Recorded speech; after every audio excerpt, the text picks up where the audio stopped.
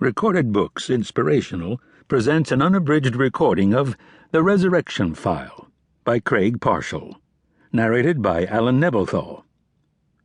This book is copyrighted 2002 by Craig L. Parshall. This recording is copyrighted 2003 by Recorded Books. Depressed, down on his luck, and dropped by his law partners, Will Chambers is an attorney whose troubles are starting to exceed even his considerable talents. When Reverend Angus MacCameron asks Chambers to defend him against accusations that might destroy not only the man's ministry, but the very foundation of the Christian faith, everything in Chambers' non-believing heart says, "Run away." And now, The Resurrection File. Chapter 1. Monroeville, Virginia, in the near future. Will Chambers was late again. For the last year or so, the 40-year-old attorney had been getting to his law office late almost every day. This morning, his head felt like it had been pressed in a trash compactor. Coping with a hangover was part of Chambers' daily routine. Today, like most days, he was recovering from his liquid diet of Jack Daniels. He had spent the last night in the usual manner, sitting alone in the great room of his empty, half-restored pre-Civil War mansion, listening to music and drinking himself numb. He would drink until things hurt a little less for a while, and his personal demons were a little more fuzzy and a little less distracting. And he would fall asleep in his chair with his golden retriever lying next to him on the floor. Then, about 2 or 3 in the morning, he would awaken, stumble up the winding staircase, and fall into bed. Clarence, his big dog, would pad up the stairs close behind and bound onto the bed next to him.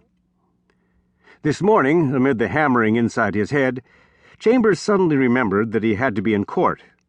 He was grabbing around his cluttered office trying to locate his case file when Betty, his secretary, yelled for him around the corner. Chambers walked into her area. A lit cigarette was hanging out of Betty's mouth. "Will," she said in an exasperated voice, "you've got to get going. You're going to be late for court." Will took 2 fingers and snatched the cigarette from her lips, crushing it out on a message pad at her desk. "This is a non-smoking office, Betty," he said. "Geez, you know that." Betty's eyes narrowed. "You're going to be late for court. Have a nice day." The lawyer looked at his watch and saw that he might not make it to the Central Virginia Federal Court on time. He stopped for a split second to examine the framed photograph of his wife that was prominently displayed on his bookshelf. He stared at the pretty face in the photograph, then carefully placed it back on the shelf. For a moment, he felt the old, buried sorrow clawing once again to the surface. A noise outside jolted him back, and he grabbed his briefcase, picked up his suit coat, and dashed down the stairs, his almost shoulder-length hair flying wildly behind him. When Will reached the street below, he crossed it in a run, heading to his red-and-white 1957 Corvette convertible.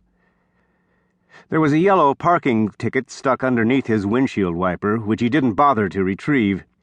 He leaped into the driver's seat, tossing the briefcase to the seat next to him, and in one continuous motion started the car and wheeled it around in a half-circle, cutting off a tour bus driver.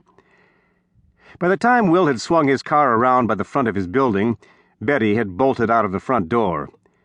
She was waving the case file above her head that Will Chambers had forgotten. Will slowed his car down and motioned for her to toss it into the moving Corvette. With a lunge, she threw the thick brown folder onto the passenger seat. Will waved at her without looking back as he gunned the engine and accelerated out of sight, the yellow parking ticket flapping wildly underneath the windshield wiper.